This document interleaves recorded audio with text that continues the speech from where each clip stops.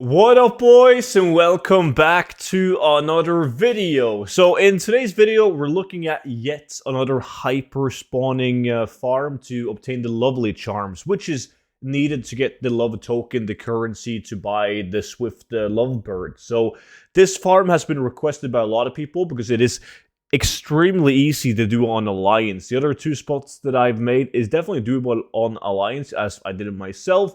But it's a bit tougher to travel there. So this location checks all of those marks. It is absolutely great. So we're going to talk about how to optimize it, what the spot is, and how much you can expect to get per hour. Before we do that, I quickly want to mention that you guys can still catch the 0 to 10 million gold guide. Basically a book that I've made myself that contains all of the best methods in order to reach gold cap. It's the exact same methods that I personally use. And I've made multiple gold caps on anything from low pop to full pop realms. And the best thing about the book is that whenever new content comes out, I'm updating the book and sending everyone who has already bought the book a copy of the latest version. So you guys will just one-time payment and you get a product that's going to be constantly up to date. It's never going to be outdated.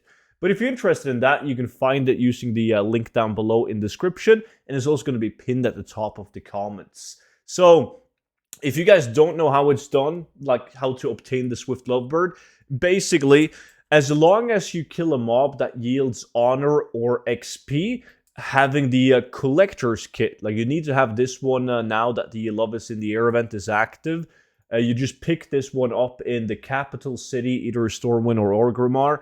You pick this one up and you just kill mobs that will yield you XP or honor. And then you obtain these, the lovely charms. Now you can click on these and you will create this one, the lovely charm bracelets.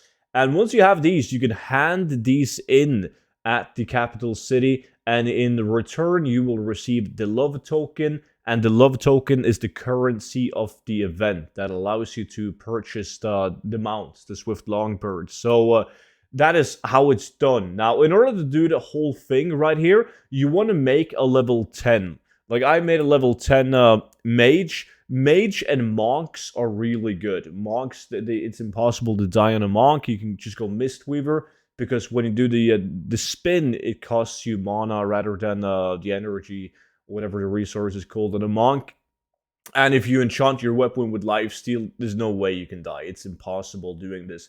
But it's also very important that as soon as you make your level 10 toon, whatever it's a monk or a mage, you equip it with just full heirlooms. And then you gotta lock the experience, because you don't want to actually level up when you kill these mobs, right? You want to stay at level 10 because you're really strong at level 10. So lock your experience. You can do that in an NPC in Stormwind or Orgrimmar.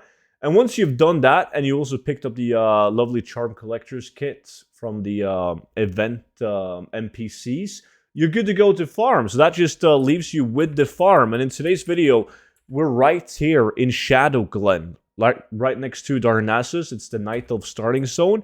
And you can see you have these waves of these imps, these grells. And these will actually hyperspawn. And there's a couple of camps, like all along this this mountainside. You have like 3-4 camps. And if you just check me kill these guys right here, obviously I'm going to receive days. You can see that I'm losing like no HP, and they die relatively fast. And as soon as I kill that one, you're going to see there's, boom, new one spawning. So if you do a mage, I prefer a mage on this one, because as soon as you have 4 stacks of arcane charge, you can use those 4 stacks to kill the ones that are kind of away from AoE range.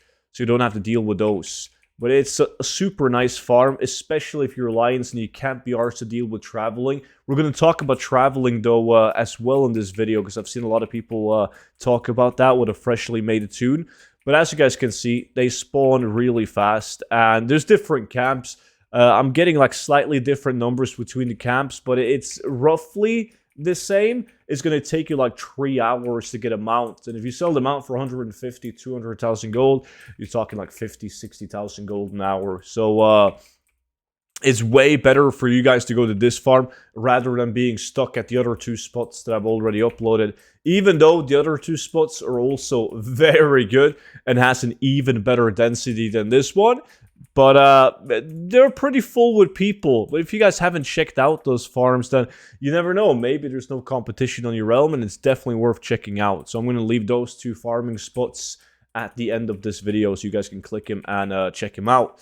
And I would also advise you to have both of these trinkets, the Swift Hand of Justice that heals you when you kill a mob, and also the Eye of the Beast that gives you mana. As you can see, HP is no problem when I have Hand of the Justice, but whenever I get low on mana, I just swap it out and I equip another Eye of the Beast to regain my mana.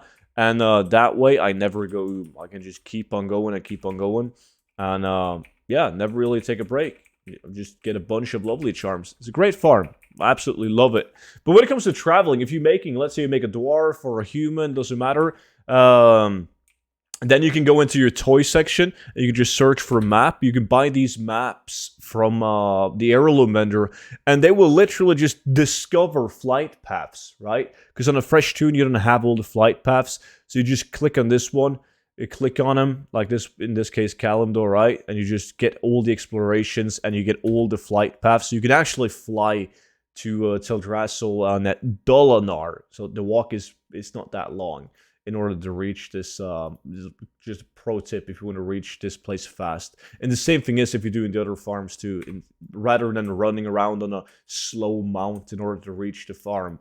But that was pretty much it for today's farm. So I got a ton of these locations that I'm testing out and working on. So if you guys don't want to miss out on those and you want to be among the first people to do them, then make sure you are subscribed to the channel and you have the notification bell on so you get notified whenever I upload a video. And of course, make sure you check out the 0 to 10 million gold guide, which is linked down below, and use code Shadowlands for 50% off. And that's pretty much it. So thank you all so much for watching, and I will see you all back in on tomorrow's video. But until then, bye-bye.